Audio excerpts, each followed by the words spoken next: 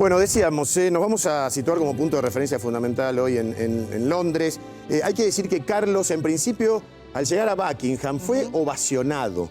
La primera demostración de la gente para el nuevo rey. ¿Qué le depara el futuro? Todavía no se sabe. Bueno, llegó a Buckingham acompañado con Camila Parker Bowles, pero ahora nos vamos a trasladar donde está ocurriendo todo esto. Ayer la teníamos a Delfimo Correa y ahora lo tenemos en exclusiva a Juan Dillon, que viajó desde Francia hasta allí, hasta el Reino Unido. Juan Dillon desde Londres. Juan, ¿qué tal? Buen día, buenas tardes para vos.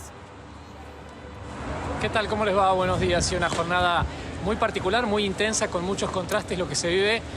Bueno, desde, les diría, las 10 de la mañana aquí en la capital británica, en Londres, y obviamente ustedes lo decían, hace aproximadamente 2 horas cuando el ya rey Carlos III llegaba al Palacio de Buckingham.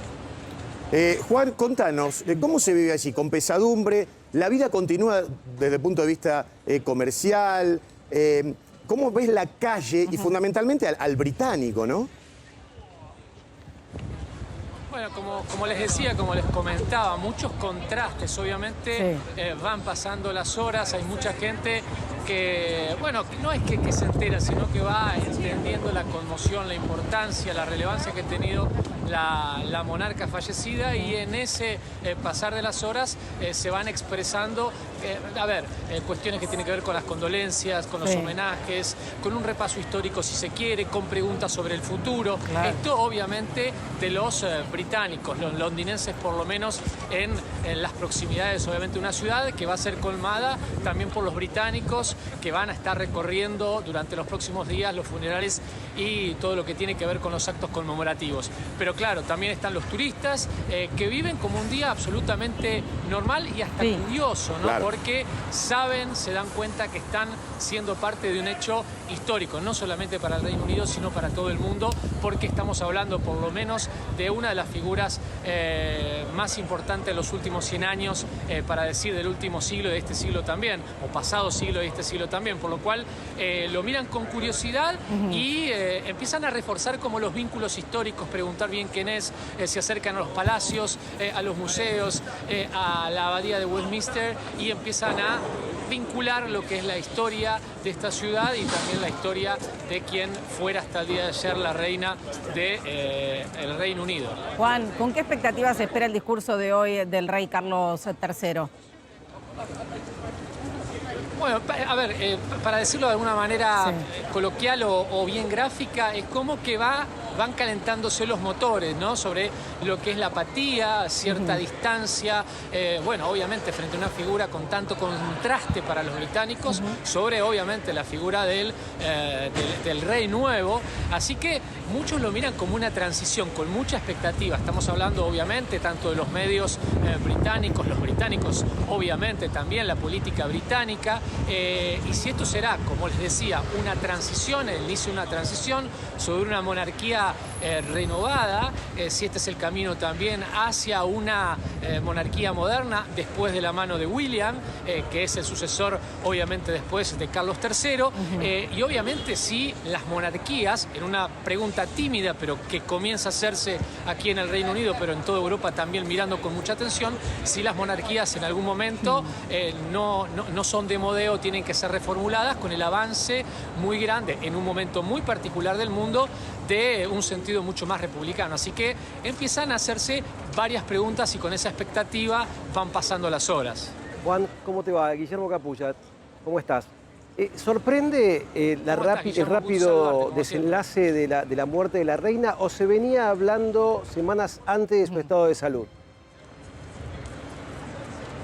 A ver, sí se hablaba, no con la contundencia de las últimas 48, diría desde el 6 de septiembre, del miércoles pasado, si no me falla la memoria, cuando obviamente recibió a Liz Truss, a la nueva flamante primera ministra del Reino Unido, y se compartieron algunas fotos sobre, las manos particularmente de la reina, que se veían algunas especies de moretones, vos Guillermo lo dirás técnicamente. Entonces se empezó a hacer,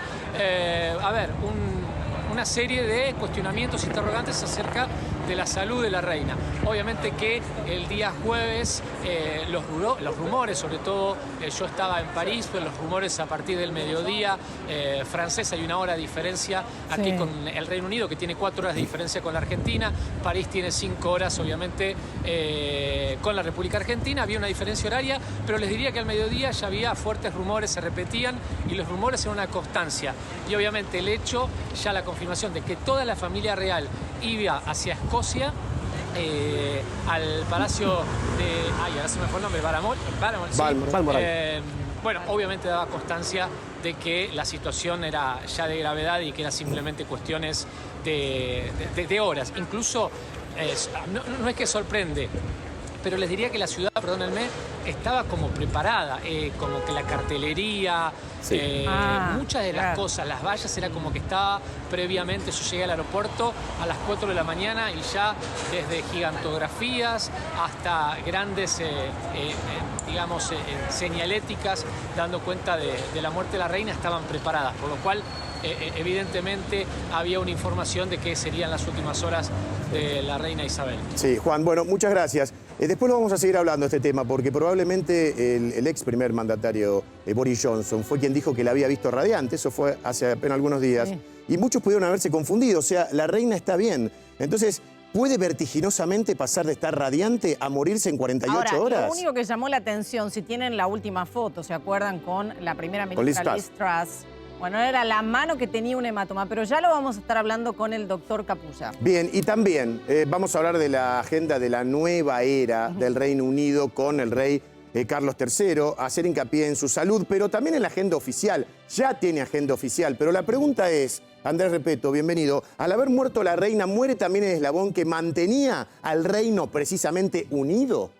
Todo líder se muestra en acción cuando está vivo, pero mucho más quizás cuando ya no está. El vacío es aún más grande.